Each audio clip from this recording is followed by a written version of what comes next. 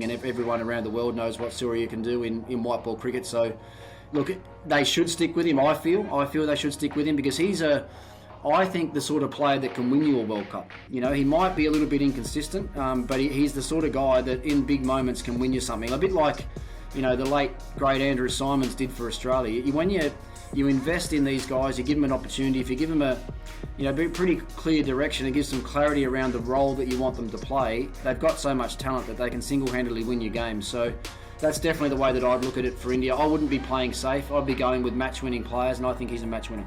How does India utilise him? Should they send him a little later on to replicate that T20 setup?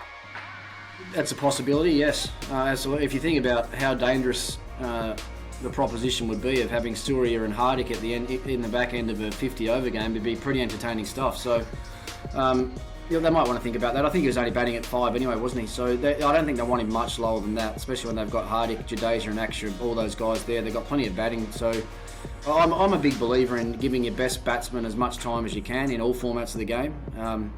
Because if you keep them down the order, quite often, sometimes you don't get to use your best players, and that's the last thing you want. So I think the number 5 slot's perfect for him, and he's just got to grow into that role there.